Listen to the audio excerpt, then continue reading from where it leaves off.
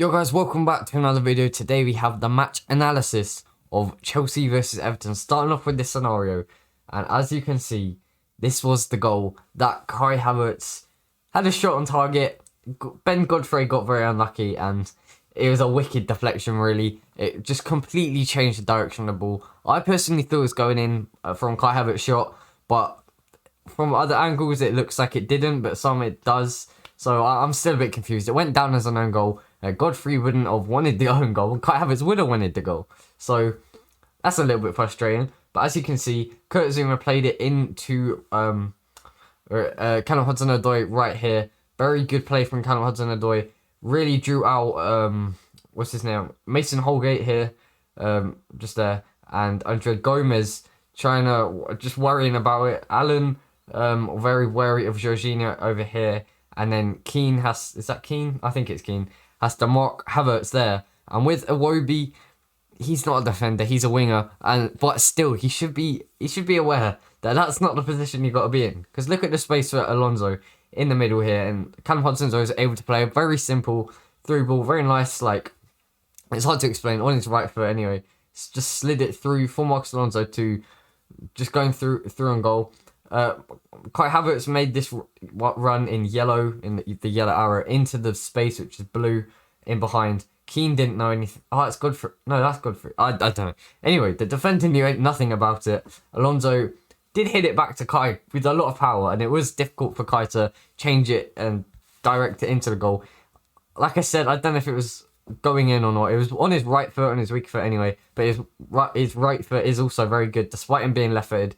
And it did end up going off of Godfrey, completely just wrong foot in the keeper. And it went in and put Chelsea 1-0 up. So this one, yes, I'm going to have to be out the way. You can see Anfish Christensen played a long ball over the top for Timo Werner. It made this yellow dart and ran into the space. Did very well. The defender, I think Godfrey again, didn't have a great game. He had a decent game actually, but from these two errors, this is uncomfortable. Anyway, Godfrey just the wrong side of Werner. You can see Werner on the inside. You don't want to be there as a defender. You got to be goal side and can't let the defender inside. A very good ball from Azpilicueta over the top for Werner. And then you can see this is the scenario where he, on his left foot, he tried to sneak it in at the near post. I can't really talk seriously like this. I'm going to sit up. He tried to sneak it in, sneakily steer it in the near post along the ground, but John Pickford read him. Just needs to put his head down and power it into the far corner. Now, also, as you can see, here's Kai Havertz. He did have a very good game and he's a very intelligent player. But as you can see, there's so much space. There's not a defender inside. And if he could have anticipated that Werner was going to win this long ball and then just win the long ball against Godfrey, Havertz should have really darted along that red line and given Werner an option to cut it back. But he didn't have the option and he ended up having to shoot himself, which he should have scored, but he messed it up. So that's one of the only times I would have said Havertz could have done something a little bit different to maybe even get him the score sheet this game. So this was the disallowed Havertz goal. If you haven't seen it, it was apparently handball. I can sit up. Oh no, I can't sit up. Apparently it was handball. Oh, this is so bright. Apparently it was handball, but it hit like there, or maybe like this is so awkward.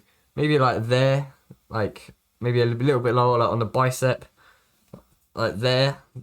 I don't know what I'm doing anymore. Anyway, Callum Hudson-Odoi with the ball on his left-hand side, cutting inside, dinks a lovely little ball into Havertz, brings it down there. Class as a handball, I really don't think it was.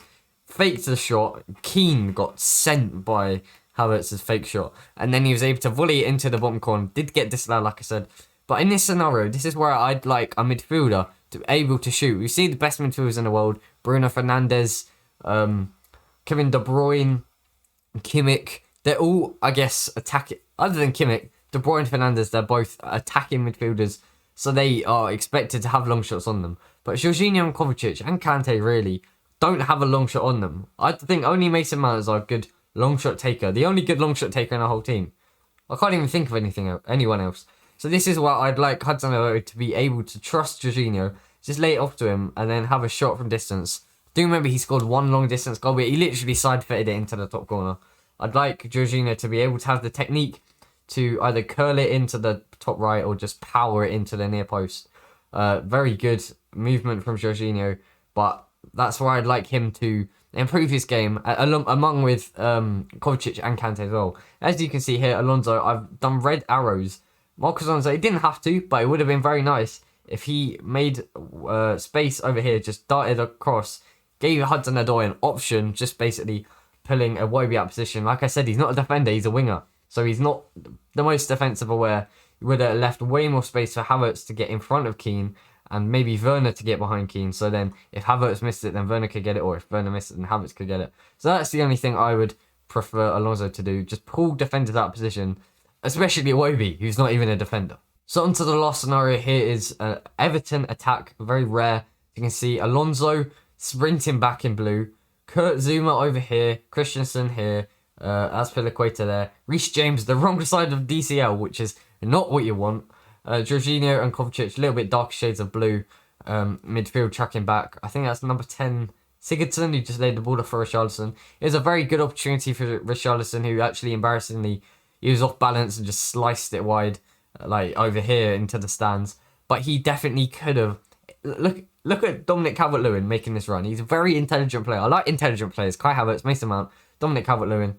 Kurt Zouma is the furthest back defender on the edge of the box. Dominic Calvert-Lewin has got in front of Reece James, which is very dangerous as a defender. You want to be goal side, especially on one of the top strikers in the league, one of the most informed players in the league. And DCL, he's onside here technically. If Richarlison just had a quick look up, he could dink it through. There's a gap for him to just dink through. Christensen going past, Azpilicueta going past, and Dominic Calvert-Lewin's one-on-one with the keeper. But instead, he goes for it himself, has one touch, and just completely messes up. Here, from a defensive point of view, I'd rather Kurt Zouma step up, block or just Alonso's out of position. Okay, he should be back, but he's a wing back, and of course it's Marcos Alonso. He's not going to be doing all the defensive duties. So I think Kurt Zouma needs to step up over here, where this red arrow is, stopping the shot, stopping Richarlison going around Kurt Zouma and cutting and shooting across goal, across Edouard Mendy, meaning Christensen has to step up, and then Azpilicueta stepping up, and either Jorginho or Kovacic stepping back. And I just need... Oh, this gives me real anxiety. I do not like Dominic Calvert. This game was over, and we already won 2-0. It was yesterday. And this still scares me that Reece James does not go side to Calvert-Lewin. That was a very good opportunity for Everton to equalise or get back into the game. I can't quite remember when it was in the game. But that is all for today. Thank you very much for watching. Like the video if you enjoyed. And also, the thumbnails for these. Do you guys like the thumbnails I'm doing? I'm not sure they really capture your attention. But I'm not sure how else to present the thumbnail. So please comment down below what you would like to see on the thumbnails, especially for these analysis videos. Check out my review, match review I upload straight afterwards, after game day. Check out my news video, which I uploaded just earlier. I've been waffling a lot. Thank you very much for watching. Goodbye.